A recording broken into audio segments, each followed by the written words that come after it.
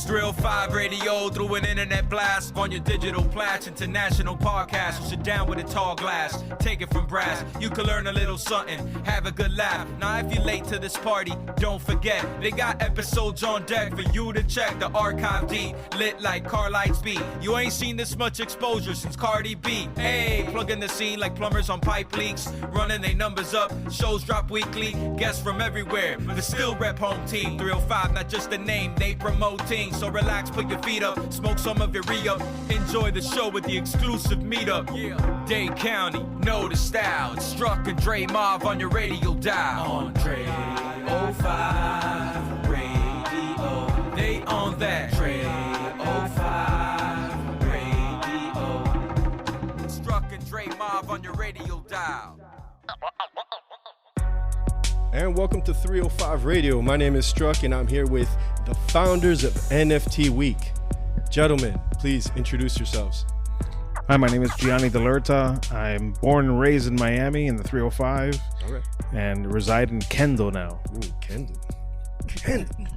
Hey everybody, my name is Erik Lapaglia. I am the token outsider. I've been proud to call Miami home the last 3 years and very happy to be joining today. Welcome to Miami. Definitely. Welcome. This your boy, Ted Lucas. Born and raised in Miami Gardens. Glad to be here today. 305 podcast. That is what's up. That's right. Amen. All right, gentlemen. So NFT Week. You guys are the founders of NFT Week, and the crypto space, this whole crypto space has been so riddled with news, drama, issues. Tell me about NFT Week before we dive into everything that has to do with crypto, because there's so much good to say, but it's not being said. Well, there was another conference called Bitcoin 21. It was a 21, right? Correct. And it was during the calamity right after the pandemic, when everybody wanted to get out and come back to the real world. Yeah. And everybody was descending into Miami. Yeah. And that conference drew, 12,000 people. It was like crazy. Wynwood Mana had people wrapping around the building to get into this. But you know, my impression and the impressions of my co-founders and my partners, that it's not Miami, right? And the majority of what happens in conferences, they pick a spot where they can draw people to the location as a benefit, as a feature of the conference, right? Like come to the beaches, get the whole Miami vibe. Yeah. But they don't really care about the local founders and the entrepreneurs and people doing stuff in that space. They may pick one or two people, but they're not really interested in that. And so, especially during the Bitcoin conference, they didn't allow anything other than Bitcoin to be talked about. They didn't talk about Ethereum, other tokens, or NFTs or any of those things. So I had the idea of, something NFT related, something with Miami. I had purchased some domains. Nice. I was interacting with the city, with Mayor Suarez and Venture Miami. And we're going to talk about that. And we I sent them a message. These are my ideas. Okay. And then, the team at the city introduced me to my two partners, Ted and Erik. And we decided that there needed to be something that was ours, right? There would be something that's Miami based and that has that demographic, the ethnicities, the culture that is ours being represented there. Over other conferences that come and go, and they don't really have a real focus on those things. Yeah, and I know that when you look at these conferences, it's like you have to be privileged enough to be in that circle to be a part of it. So I think it's really good that you brought it home with the type of event that it is. But now, what do you see as the difference? If I were to say Bitcoin 2021 NFT Week, what are the big differences aside from what you just stated? Our conference just fundamentally looks different than other conferences in the space. We invite everyone, so we want to make sure that new folks are coming into the space and learning about the opportunities, not only with NFTs, but with blockchain in general. And obviously that means that we need to make the outreaches in the community. And so like I said, I have two partners who were born and bred here. They have deep roots and they have deep connections, specifically in education and higher education. And so we make concerted outreach to those groups of stakeholders to make sure they're sending their students out to learn from our conference. And I'm fortunate. I get to do a lot of conferences. One thing that struck me last year is that people sat in the seats. They didn't leave because they were so enthralled with what was being said and they were learning so much. They stayed the whole darn day. You don't see that in other conferences. And so I believe fundamentally that what we put together is a different sort of an animal. And when I say animal, I'll even, share this anecdotally. We had dogs at our conference. We had folks well into their 70s, 80s, and 90s. We had little kids and babies at our conference. It was absolutely everything that is great about Miami and what Miami continues to become, which I believe has every opportunity to be the cornerstone of this technological revolution that's going to fuel the next wave of technology in the economy. I agree, man. I definitely agree. How do you feel Miami's role in blockchain technology could be, in the sense of you have El Salvador that's straight Bitcoin. They became like the testing grounds for the whole Bitcoin dependency, which to them, the locals aren't, they're indifferent about it. You know what I mean? So how do you see Miami in the future when it comes down to Bitcoin? Blockchain. Well, let me touch even on El Salvador. I think that is a mechanism of only having one provider. Crypto should be a cheaper way to transact, just fundamentally at its core. And when you have one provider who has a lock on the pricing, it's more expensive to remit Bitcoin right now in El Salvador than it is Western Union, which is the prevalent money transfer system. And so it's hard to get adoption when you're not a better mousetrap. And so I think that's one of the fundamental problems. But getting back to your question, I grew up in Palo Alto, California, and I will just share with you, growing up in the heart of Silicon Valley, what I see going on right now in Miami is the same sort of passion and enthusiasm around wanting to build, disrupt, grow, and do things just fundamentally differently. And it's happening right here in Miami right now. And the testament to that is that this city led, I don't want to misquote it, but I believe it was either 10 or 11 quarters in a row that it led the nation in tech job hires. I believe historically it had never led the nation in tech job hires one quarter. I agree. That's the truth. That is the truth. Mr. Lucas. Yeah. How do you come into the mix, man? Because I'll be honest, I hear your name, I think music, I think event, like, don't get me wrong, like, I think music, different types of events, not blockchain. How'd you get into the mix with this? It's no different from me. I was one of the first to put Miami on the map for music, and I feel like what's happening here in the tech space is no different. I want to be the first to do this as well. I think it's important. Something you said earlier here, you said it was for the NFTs for people that's privileged. Yeah, that's something I don't believe in, and that's something I don't stand behind. So what brought me into this is making sure people that look like you and I are involved in this tech space. People like you and I educated on what's really going on in the Web3 space. So that's what brought me into this. Like I said, I love this city. I believe it's important that people that look like you and I get the knowledge from it and educate and get jobs and get the funding that is needed as well. I want to make sure we're making a difference. Eric just spoke about how we led 3 quarters in, we said 3 quarters in a row? No, like 10 or 11. Wow. That's great to know. You know what I'm saying? That's what it's about right now. We're going to have these major companies coming in town and all the things that's happening. How can I help? I want to make sure I stand on the front line and make sure how can we help locals make sure they get involved. And I mean, if anyone's going to do it, it's you. That's right. Let's do it. Let's do it. Now, gentlemen, with there's so much to touch on in blockchain technology. I mean, from NFTs to how we were speaking earlier about how it's going to become pretty much the way to keep your receipts for everything, right? Now, this event, you're giving a platform to a lot of creators and influencers that typically aren't invited or allowed on stage to events like this. Now, what brought that on? Like, what was the light bulb that said, you know what, let's just get people that need that voice, that need a stage? I mean, like a good story from last year. I'm Hispanic, right? Parents are Cuban. Came to Miami. I was born in Miami, obviously, but the Hispanic culture is a part of me.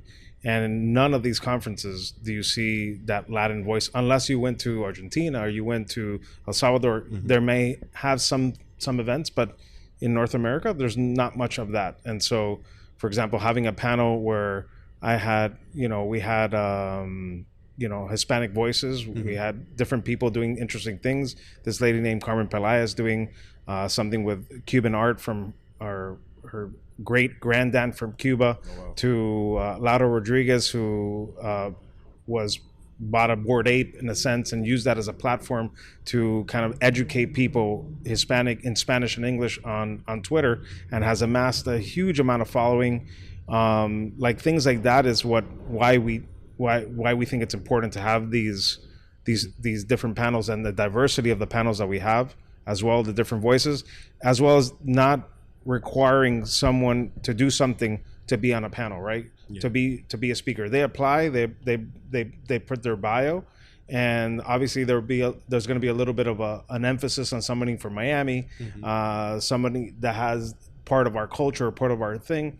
They're going to get a little bit of a higher bump than someone that's been talking in the blockchain circuit forever. We have a nice mix of veterans, of people starting something new, a little bit of all that. I saw that. I noticed. I saw a lot of familiar faces. I'll be honest. The one that caught my eye, Mark Cuban. Mark Cuban is ahead of the curve all the time. So when you start doing these blockchain events and you start piecing this together, do you see what level would because I'm thinking top level, you have individuals like Mark Cuban and like yourselves that see the potential of it. Now, do you see anywhere that it's being utilized already successfully, the blockchain technology?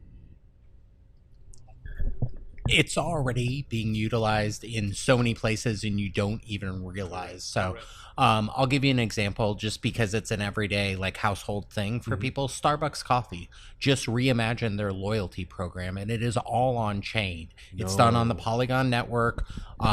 They don't utter the word NFTs. It's just a digital loyalty program. And so NFTs honestly are a awful moniker for what the technology really can deliver on. I think that we're probably not going to be using that phrase 5-10 years down the road. It's just going to be digital. It's much like the metaverse right now. Everybody thinks it's like this interesting standalone thing. It's just a better version of a website. Exactly. It's more rich, it's immersive in nature, but it's just the next iteration of that. And so you're seeing states and municipalities dive into this technology. California just did a program where their IDs, their driver's licenses, are now on chain. There was a lot of news recently that Bank of America filed a patent for a digital passport. Those things are coming. We are, in the next 5 to 7 years, we're going to see everything open for disruption.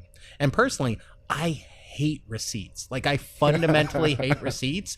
And so if I had a digital receipt for my transactions, it would make my life so much easier. I mean, we're also going to see things that are not yet been seen, like the title to your home, or the title to your car, or title to other property will be probably contained in an NFT. You're not going to call it an NFT. You're going to call it a title, a digital something title. Else, right? It'll be a digital title, but you can only do it with an NFT, because once I own it, I transfer it to you. There's a whole provenance, there's a whole history that has yet to happen completely. But there are people that are working towards that and whatnot. And what's the ramification of that? In the United States, we already have a title system, and we have property. And what can you do with property? You can lend against that property. You can do mortgages. But there's many countries in the world that don't have real ownership. The government doesn't have a real program to do that. Maybe NFTs give other countries the ability to do title and to do other things, and now open up this dark capital. There's been some pretty interesting conversations about that idea, but there's no mechanism in which to do it where everybody can trust the people involved with that interaction. So before I start diving into just more of how to utilize this technology, how did each of you fall into? How did you fall into the rabbit hole of blockchain? I'll start. Basically, I used to work for Alienware. All right. Miami that's an early success of Miami. Two guys from Hialeah. What? Alienware's from Miami? Of course. Yeah, two Hialeah guys started making computers from their garage. Man, mind blown. That's amazing. Yeah. I love Alienware. Shout out to them. Two guys from Hialeah started making computers. They started doing LAN parties and whatever. It's a long story, but they became very successful and they got bought out by Dell. But after that, I talked to a guy that was mining Bitcoin. It was a guy that worked with me at Alienware. And I was like, what the hell is Bitcoin? I didn't understand what that meant. That was like 2010, 2011. Tell me about Bitcoin. And then in 2013, there was this fiasco with Silk Road. Yes, I remember. That blew up. And I wasn't so much interested in the illicit things that they were doing. I was more interested in how the people doing the illicit things were trusting each other. How can these people sell drugs or do these evil things? Not evil. All these nefarious things. Nefarious. I mean, there's a lot of weird things that were happening there. The drugs probably are the least nefarious one. Yeah. But the idea that they were doing this and trusting each other, they were bonding themselves with Bitcoin, right? They would have to pay into this e-commerce to do this. I found that fascinating. I started reading all about it, and I understood it. And I launched some projects, like creative projects. I'm a designer. I'm a marketing guy, and it kind of gave me some street cred. And that year in 2014 was the year that Ethereum was announced. Ethereum was announced here in Miami. I don't know if you know that as well. It was at a conference. It was at a conference, the North American Bitcoin Conference, and it was the night before. And I actually ended up in the Ethereum house the night before Ethereum was announced. It's the Miami story for sure. I freaking hustled my way in there. They needed some t-shirts. I was doing crypto t-shirts. Somebody called me, hey, they need some t-shirts done within 24 hours. Like, I'll try. Boom. And I showed up and I did realize that I was watching history unfold because I had been following a little bit of what Vitalik had been writing in the Bitcoin magazine and whatnot. But I mean, fast forward, because of that experience, because of Miami, because we were that destination for them to do that conference, for me to be aware that these things were happening, that that conference had maybe a couple hundred people. There weren't that many people. It was in the Miami Beach Convention Center, smaller than a little breakout room. How big the amount of people that were there, right? And one of the most influential pieces of technology in the history of man was debuted there in Miami for all to see. Had I not been watching, had I not been participating, it wouldn't have changed my life. And as a result, I became part of that team in a very small part, but just volunteering and being part of their forums and whatnot. I later went to work with the co-founder of Ethereum, Anthony Diorio, who was a keynote speaker at our conference this year, in 2017, 2018. And again, in all these different times, there's an ups and downs that go with crypto, with new technology. But if you keep sticking through it, on many layers start unwrapping of possibilities, of opportunities, of jobs, of technologies, of ideas and things that are happening, right? Like every single time through technology, there's situations where people start saying that it's not good. For example, like when I was in high school or in junior high, I had a beeper. My grandmother said, "Why do you have a beeper? That's only for drug dealers and doctors, right?" Well, what happened to the kids? We were sending each other text messages and communicating with numbers 143, I love you, other numbers that are probably the ones that we don't want to talk about that you want to do with your girlfriend, but that's what happened. And 555. Later on you do e-commerce. Oh, your grandmother, tu abuela, says, how are you putting your credit card into the internet? That's only for thieves, right? Yes. Like nobody would do those things. So I mean, that's how I got into crypto. I went through a little bit of a tangent there, but it was Miami that got me into crypto. That's the reality. I mean, you were there, but in Miami. You were there at the beginning of Ethereum, which is incredible. How'd you get into blockchain? For me, it was kind of getting struck over the head a couple times with a 2x4 of knowledge. I had some friends in 16 who told me to really push all my chips into crypto. They did. They're now living in their second homes in Dorado down in San Juan that are worth $20 million and flying private jets around the world. I did not. I dipped my toe in and I did okay, but I'm a firm proponent in life. Whatever you pay for, you pay attention to. And so it caught my interest. And so as I saw things start to unfold in the NFT space specifically, I'm in a group chat with Gary Vaynerchuk. He had a call. We all got on. There were only like 13 of us. And he said, gentlemen, you need to be paying attention to NFTs. It's going to be the next big thing. About that same time, I saw another podcast, Bankless, had Mark Cuban on. And he spent 2 hours talking to these two young men. And at the time, they probably only had less than 20,000, viewers or followers. And I said, if this gentleman, a multi-billionaire, is devoting not 1, but 2 hours of his time to sit down and have a conversation about blockchain, NFTs, and the future of Web3 with these gentlemen, I should probably be paying attention to that. There's something there. Yeah, there's something there. And so I started making some bets in this space. I, bought my first NFTs, and the rest is history. And I'm fortunate that I still think we're incredibly early. And so all of the foundational elements of what we've done in this space as a conference and as individual founders and investors is going to be the seeds of the next wave of technology. And I said the same thing before, but it's just, I want to reinforce that because it is so very, very vital for your listeners to understand they need to jump in. And I'm not going saying buy a token. I'm saying invest in knowledge. And so maybe that means putting $50 into Ethereum or BTC, Bitcoin, or maybe it's buying an online course or it's a book, but start getting interested in this, because if you don't, you will miss the fourth industrial revolution. Ooh. Just for those that don't know, what are the other three? The powered engine, the steam engine. Yes. Printing press. Printing press, and then what's the third? The industrial revolution, the Gutenberg Bible, the printing press, and God, now we're gonna look stupid on your podcast. You might have to edit this part out. Have to edit this one out. Yeah. So definitely, that's how you got in, Mr. Lucas. How'd you get in?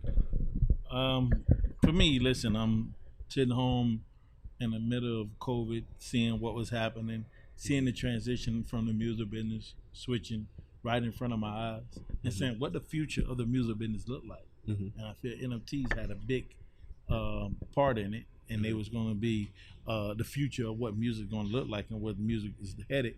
And that's why I decided to get into it. I always take my hat off to Venture Miami, the city of Miami, Mayor Francis Suarez. I didn't know him before this. I went down. He said, "How can I help?" I said, "I see you. How can I help?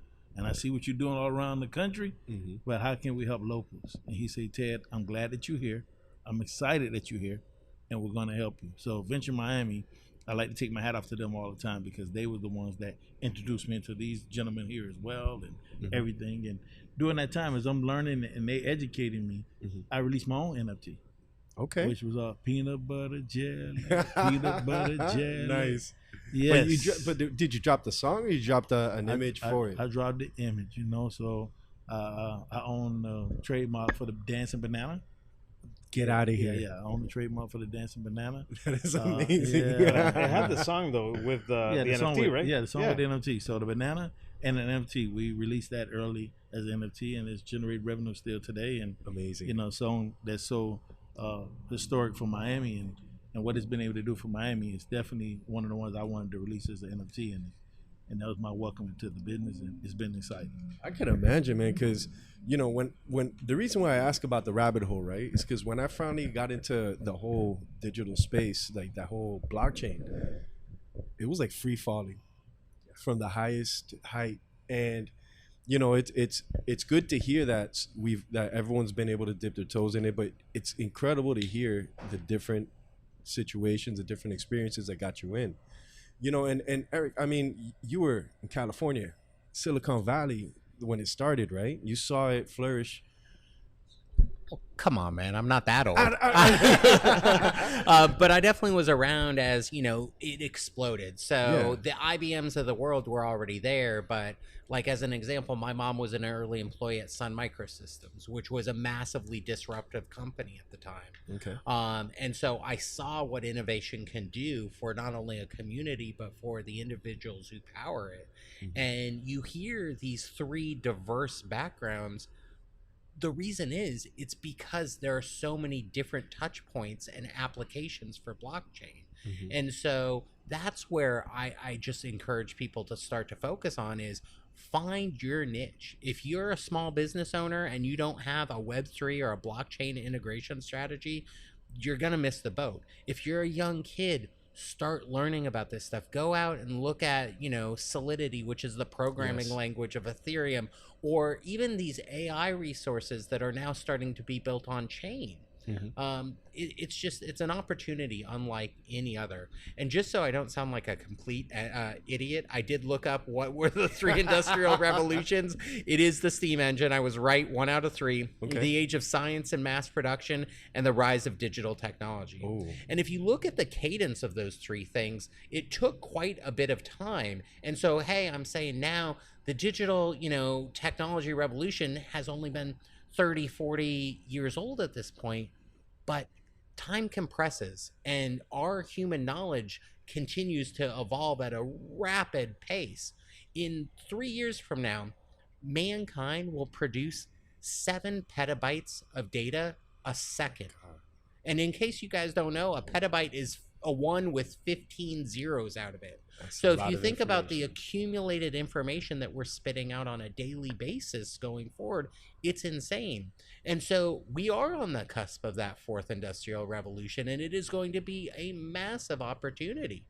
Now, talking about opportunities one thing, but I have to bring up the elephant in the room, right? The current state of the media when it comes down to this digital space. That's something that I know because I'm aware of the space. I know that's not 100%. That's not going to last forever. But you have FTX, you have the Miami coin, you have all these small nuggets of it's bad news, in this space. Do you think these are part of normal hiccups in any beginning industry? When streaming first came about in the music business, it had hiccups. Oh man, Metallica created. Thank you. It was disastrous for everyone. Everything has hiccups. If it don't, it's a problem. We're gonna iron out the kinks. We're gonna get it right, and it's gonna be back bigger and stronger. It's a part of it. It comes with it. When you see something so perfect, that's when you need to run, because somebody's controlling something that's not right and it's not correct, and you're gonna be in serious trouble down the line. It's just a part of the business. And I think what it did, it caught a lot of people off guard. It was early, and it allowed some bad people in. It happens. Yeah. Things like this happen all the time. But I feel like it's going to iron itself out, and it's going to come back bigger and stronger. And that's why you need to be at Miami NFT conference to see where do you fit in at. What makes sense for me? How do I see my future going down the line? If Ted Lucas sitting here, a guy that's in the music business, not been invited to that special meeting that Gianni, and I'm not from Silicon Valley, I'm from the 305. Yep. And I'm getting involved.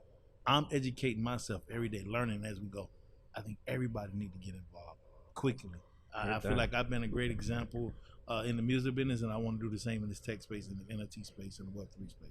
Well, you're putting your time and your effort exactly where your mouth is, because what you've done with the Innovation Center at Florida Memorial, what you want to continue to do to spread this message, and I'll say it because you haven't yet, that your intention is to fund Black and brown founders. And I love that because I'm very much the same vein. I grew up in a house with all women. And so when I see a woman-led company, I'm going to give it an outsized piece of my attention because I want more women in the space. I want more diversity in the space, because if we don't do this right now, what's going to happen is the players in Web3 are going to be the players that were in Web 2. And it's going to be the Googles of the world. It's going to be these large monolithic corporations.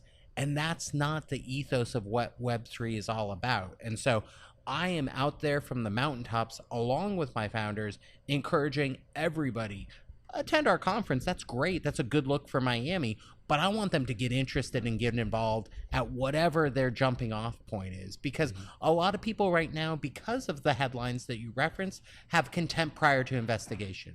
But when you investigate this, there is no doubt that there is something there. And one thing that's happened with FTX, with the coins, and all of those things, nobody's questioning the underlying technology. And I'll leave you with this. Right.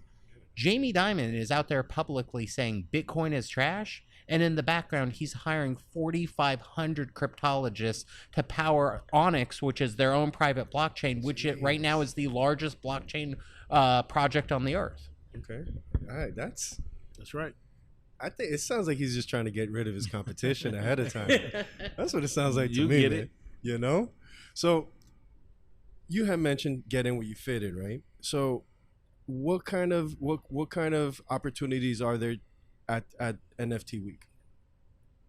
The opportunities, number one, is to learn from all different facets of it's not just NFTs, because NFTs is a product or a feature of blockchain technology, right? You can't create an NFT without having blockchain, without having crypto. Yes. And so the future is Web3, and at the conference there's going to be talks about regulation. There's going to be talks about the legal ramifications. There's going to be artists talking about how they're using NFTs to sell their work. They could be from other countries where maybe they don't have the freedom to sell their work or have to ask permission, for example, to sell their work or gain money. There's topics on communities that are coming together and working together to do good things, where an NFT, for example, raises money so that they can fund another project or give a grant to an artist or give a grant to someone doing something interesting. Interesting things with membership, interesting things with ticketing, interesting things with sports and music. There's just so many facets. And again, when someone says that this is bad, then everybody thinks it's bad and whatever. But the reality is, just like that beeper story, just like doing something online and using your credit card to check out, everybody was not wanting to do that. There was times when I was a web designer and I said, I do web design. Why do I need a website? Who needs a website, right? I don't need a website. Who's going to come to my website? Well, I just have a fax machine. The fax is fine with me. Where's the fax machine now, right? And so all these things kind of come in cycles.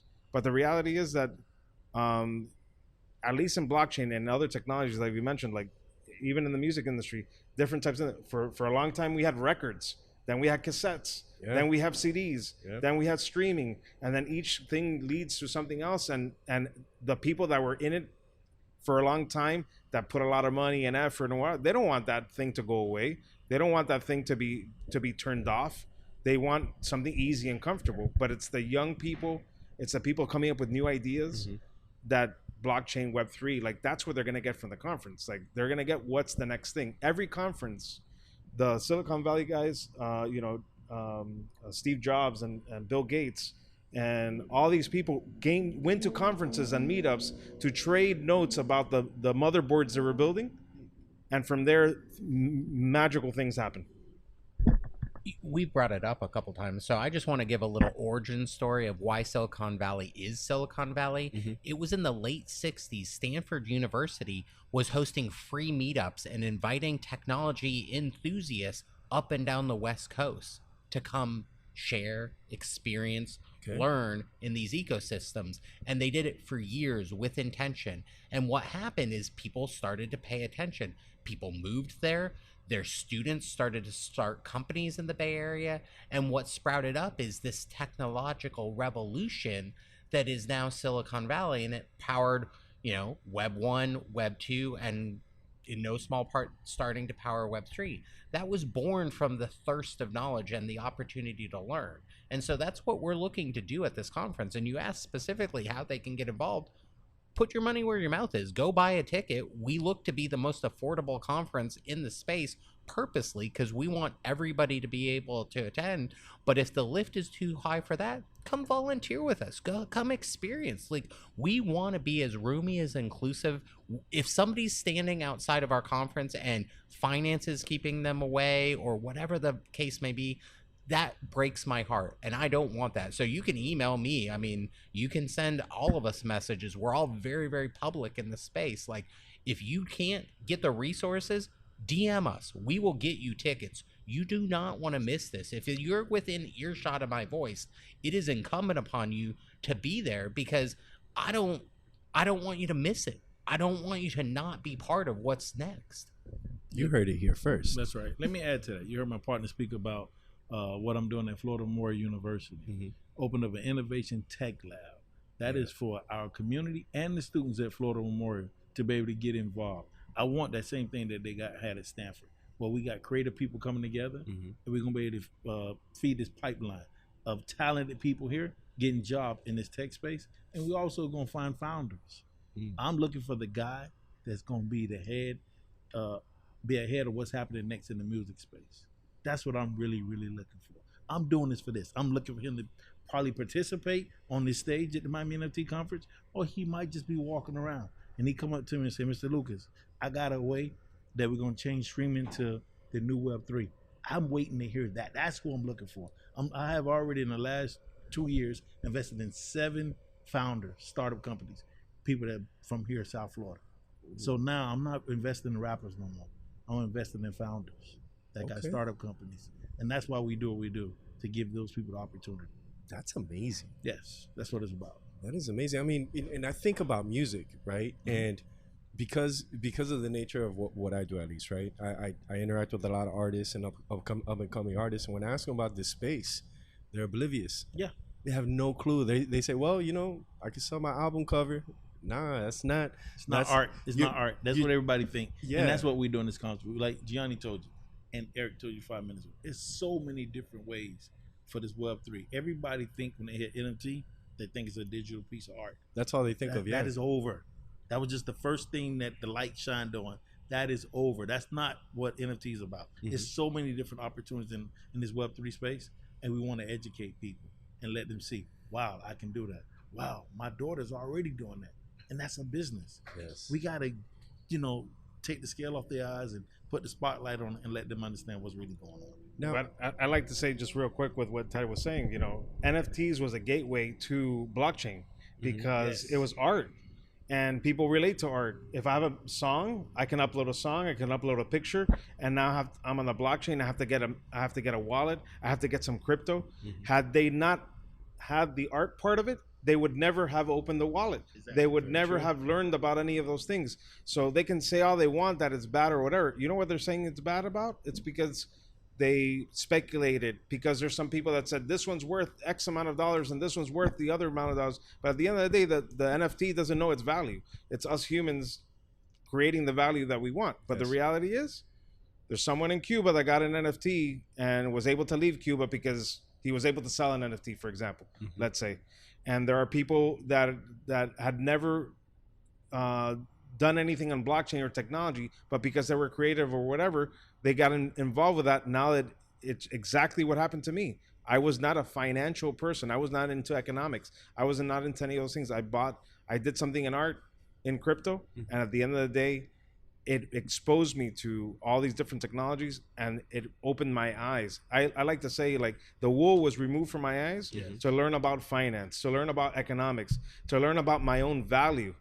Even my business changed from doing things that were project-based to saying, you know what, I need a retainer.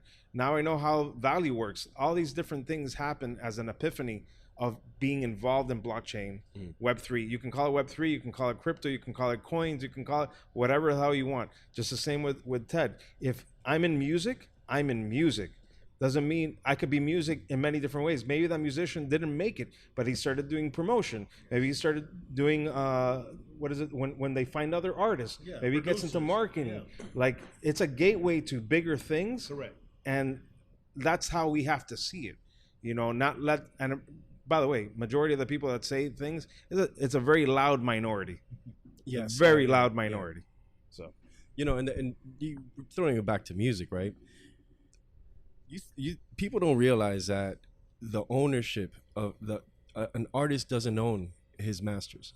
People don't realize that. So, Ted, from your perspective, how would this digital space help artists become become and more? Well, how would you empower artists through this space? They will own it. Now you are the brand. You are Nike now. You are BET now. You are MTV now. You got to wake up every day and build your brand. And the more valuable you build your brand, that makes people want to do business with you. People got to get out of the mindset of they're just a musician and they just make music. That is over.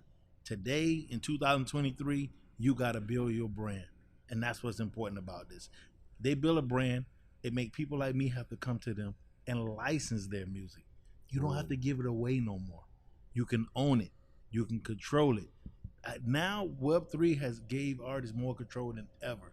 Before, you made a record, you had to go knock on somebody's door and say, listen to my music. You don't have to do that no more.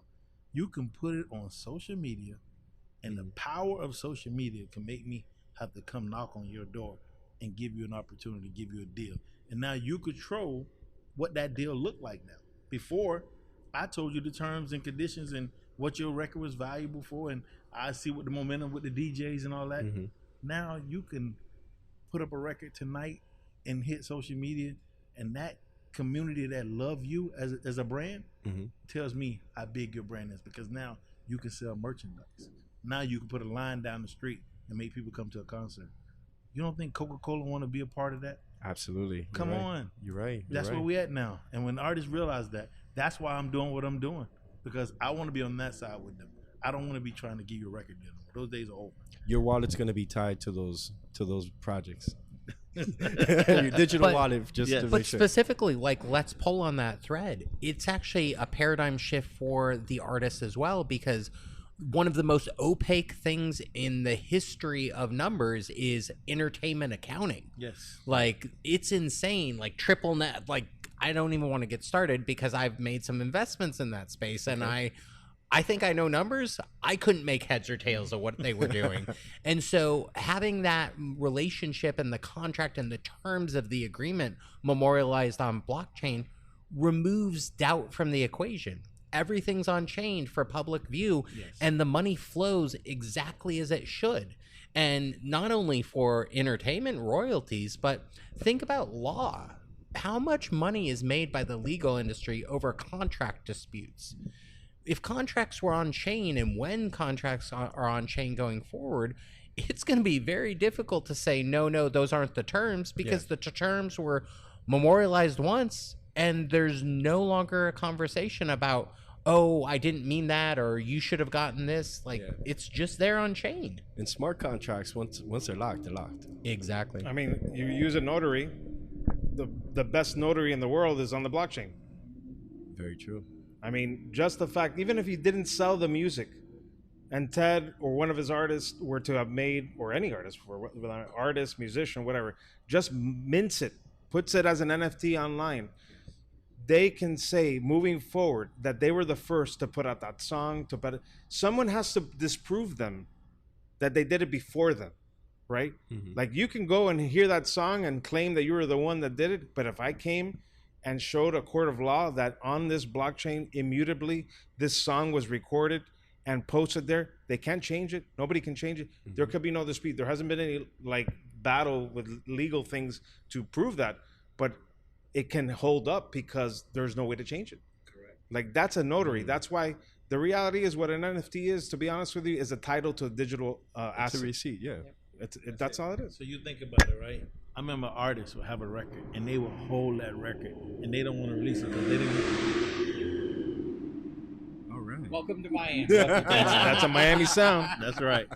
You think about it. Someone would not want to release a record because they're afraid somebody's going to steal their lyrics. They're afraid somebody's going to steal their beats. Those days are over now. Because now when you release a record and it's digitally put up, we know where that record originally was made at. We know where it came from. And there's no way you can say, I took his CD. And those days are over. Artists were so scared to release a record because they're feared that someone bigger than them is going to take their record and put it out and redo it over. And they have to go to court to prove that they had this record before. How can you prove it back then? But now you can prove it. See, and that's really interesting to say, because we could talk shit about music industry all day, but you know very well, like I see it with the unsigned artists. They, for the lack of better words, they're scared shitless of putting out certain products because they don't want the top tier artist seeing it and say, hey, I'm gonna go ahead and do this. So it's a really good point in that. I recommend you do it. Put it out as soon as you. And I'm be honest, you want them to blow the record up because now you own that. You were the first, and it could be proven. Exactly. Some of the most like successful people in the Web3 space, and specifically in NFTs, are musical artists. Yeah. You've got Blau, you've got Don Diablo, you've got Steve Aoki, you've got all of these folks who are making moves in the space. Blondish, Spotty Wi-Fi. I mean, the list goes on, and they're not afraid to embrace this technology. And guess what? Not only have they done very, very well, their fan base has embraced it, and it's created this cult-like following for these figures, and they have a relationship now with their fans in a way that they were never able to do before because they own the narrative. Yeah. And you know, there's a band, Queens of Leon. Queens of Leon. Yeah, they were a very successful. They actually had an NFT project that if you were the top, you were the top of the auction, you won the auction for X NFT, you had the option to do production with them, to sit down in the studio and produce with them. And they had other utility for concert access and front row and meet and greets and all of those things. That is just the surface level. And so as we start to mature as an industry, and let's be real, blockchain really isn't that old. We're not barely a teenager. Remember how awkward you were as a teenager? Yes. As we mature as an industry, we will see more and more use cases, and we will see it touch every aspect of our lives. And I've said that a few times, but it's not hyperbole. It's the truth. And to just reiterate, like with his mission to Miami, to the youth of Miami, for example, if they're not participating, at some point, there's going to be a big company that says, you know, we're going to make it like just talking about Starbucks, right? They took the NFT technology, they put it out there. You don't even know it's an NFT. Eventually, everything will be that way. The music industry will catch up, and what you're listening to on Spotify is actually an NFT in the background. But that removed the opportunity for a young person to say, you know what, I want to reinvent Spotify.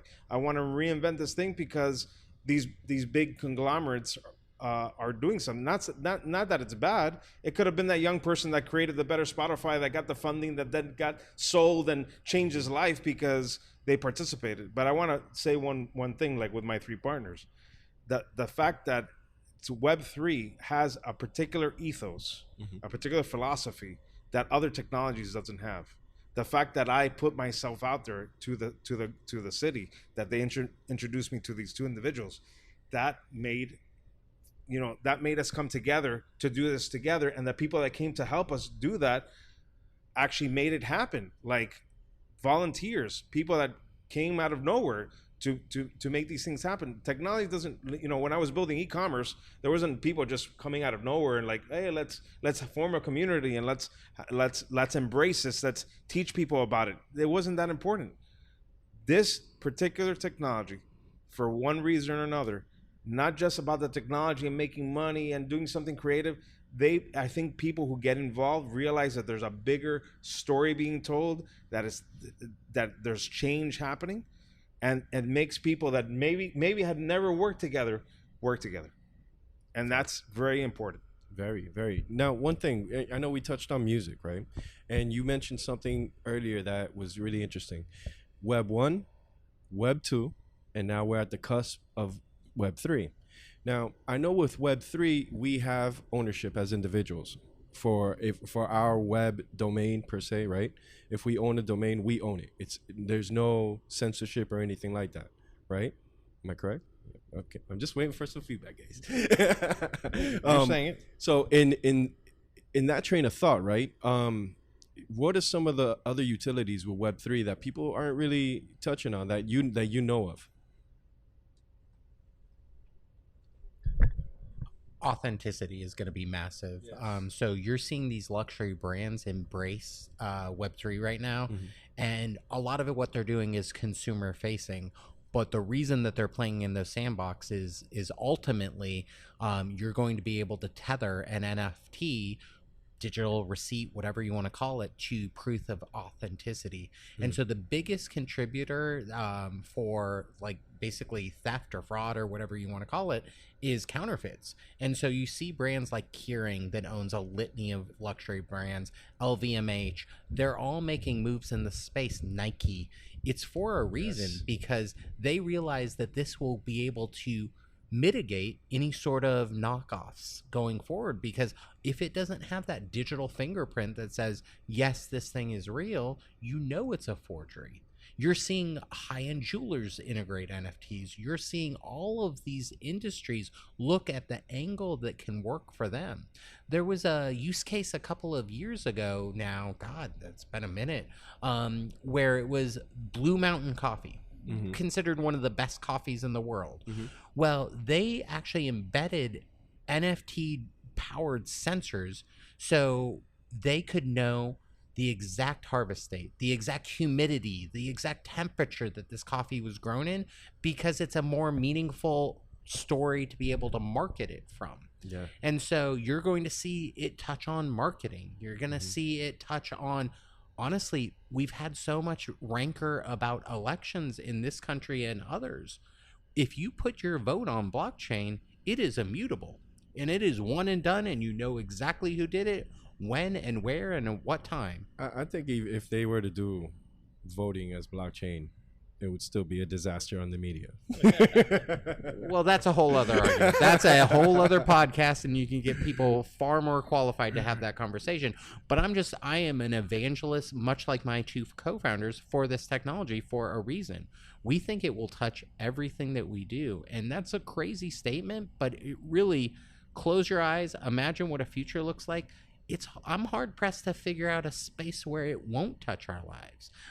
Gianni touched on title. Like, that's a no-brainer. One of the biggest problems in the real estate industry is something called cloud on title. It means there's some sort of dispute or some aspect of the history of that property that wasn't properly recorded. If it's issued as an NFT, if it's on blockchain, once it's memorialized, it's there for all time. It's not going to fall off or not get recorded at the recorder of deeds, because it was there. And once it's there forever.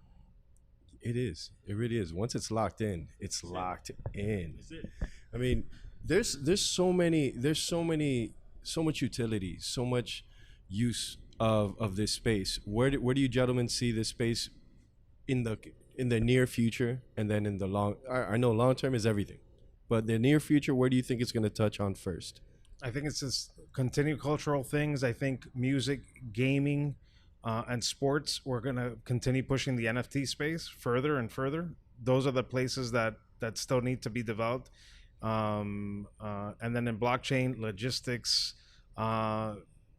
digital currencies for governments, right? The US dollar would not continue being the way that it is. It will eventually be some form of cryptocurrency. It's inevitable. It's going to happen. It's inevitable. We can't print that much money. Well, you can still print money on blockchain, but I'm saying the technology that drives that will be on the blockchain. Please.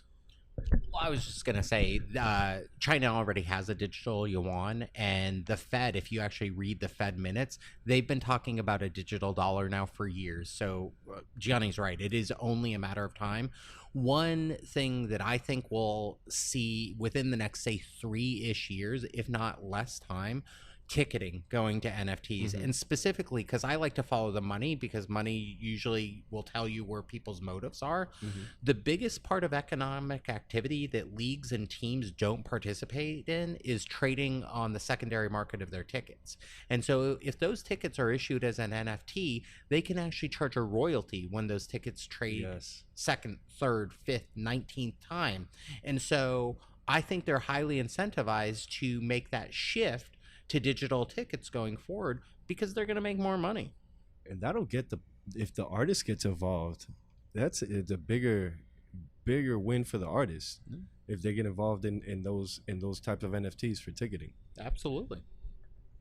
So do you see so education is key. Definitely. That's a big takeaway here, because I'm from Miami, right? I know Miami's not it's from the outside looking in, it's glitz, glam, innovative, et cetera, et cetera. But when you're in the city, you see that there's the ignorance on this topic. It's pretty vast, to be quite honest. Not everyone is into it. Solidity is a writing program that not everyone are even familiar that exists. You know, I was lucky enough that I learned coding because of this space. You know, just to be able to get up, because I can't get involved without getting in. You know, and Solidity was a lot of YouTube, a lot of YouTube to watch and learn how to do a smart contract with a project. But these projects, you know, the learning curve gets smaller and smaller. You know, you have Chat GPT now that they could write contracts for you. The system writes contracts.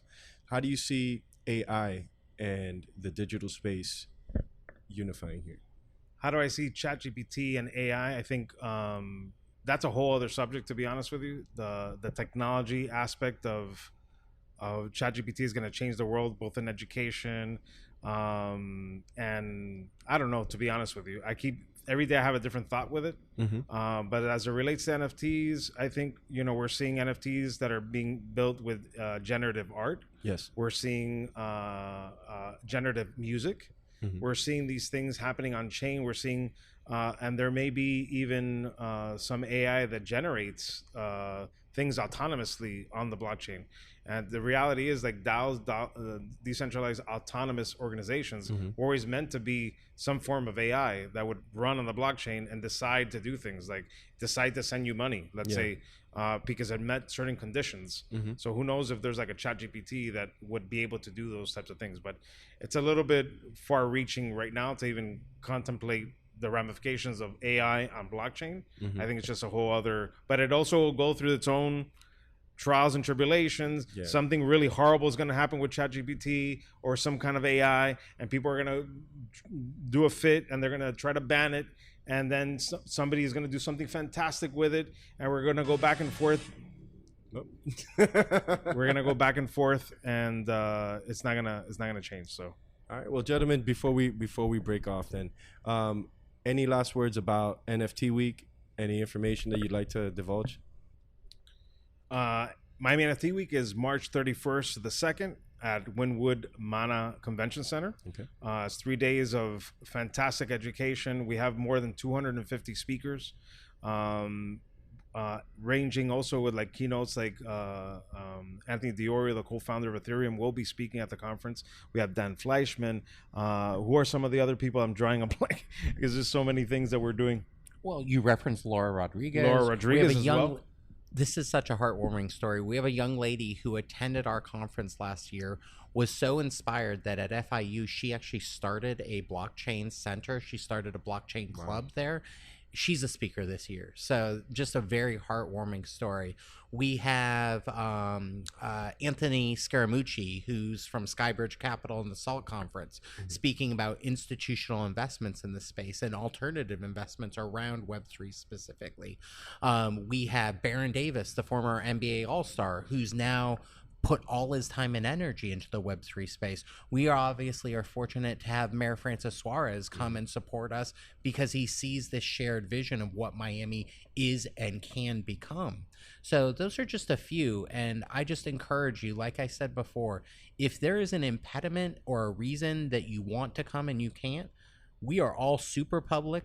Ted, Gianni, and myself, DM us. We will find a way to get you in. We do not want you to miss this opportunity, miss this wave, because if you do, you're going to look back maybe a year, maybe 5 years, maybe 10 years down the road, and you're going to say, darn, I missed it. Yeah, you're going to say, darn, I'm a consumer when I could have been the one that's pushing out this product and making it happen. That's what we're trying to avoid, is making sure with what's happening here in the tech space in Miami, that locals don't become to be a consumer and have to move to Naples and just come back to Miami. Oh no. We are giving you that opportunity. My partners just told you that we're giving out tickets to people that we want them in the building to educate. We're not here just trying to make a whole lot of money off of people. We want to educate the community and make sure they're aware of what's happening here locally in South Florida.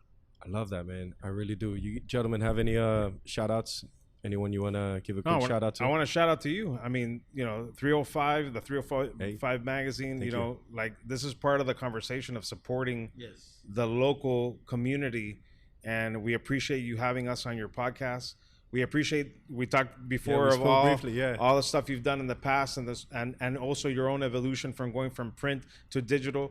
Like this is really important, and we're very happy to have been here with you. I appreciate that, man. I'm glad that you guys are here on the podcast. Really am. I want to shout out our team. Yes. We couldn't do this without our team. So Monica, Vontae, Quinn, Julie, Alyssa, Verdell. Without Verdell, this would not take place. So we just have so many people that have become a blessing in our lives and have this shared vision about what this can be for the community. And we couldn't do it alone. Just because we're three knuckleheads who had an idea, we needed the team behind us to make this vision real. And it's a testament that we put this together. That's one thing we haven't touched on. No, we didn't. We put this conference together last year in 9 weeks. Yes. And we had over 5,000 people show up IRL, 3,000 watch online in a metaverse partnership. And we pulled in marquee household name speakers like you referenced before, Mark Cuban. Yeah, it's incredible. That really is. I want to put out social media, Gianni, if you want to make sure that where they can follow us on all social media. Yeah. On all social media, it's Miami NFT Week. Okay. On Twitter, on TikTok, on YouTube, on LinkedIn, everywhere the same thing. On Instagram as well, for them to start seeing all the new announcements and excitements that are happening during the conference. Excellent. This won't be the last event you guys do, right? No, it won't be. Awesome. Gentlemen. We're just getting started. Excellent, man. Gentlemen, thank you so much for being part of the show. We got to do another round two after this event, just see how it went, talk about the logistics of everything and where this technology's, where it's going to go in a couple years, and definitely want to keep digging into this. It's such a great topic. And for everyone listening, make sure you follow Miami NFT Week and come out. If you're in Miami, make plans, come out, be part of it, volunteer, learn something. It's definitely something to get into, gentlemen. Again, thank you so much. Any goodbyes? No, thank you so much. Thank you. All right, guys, peace.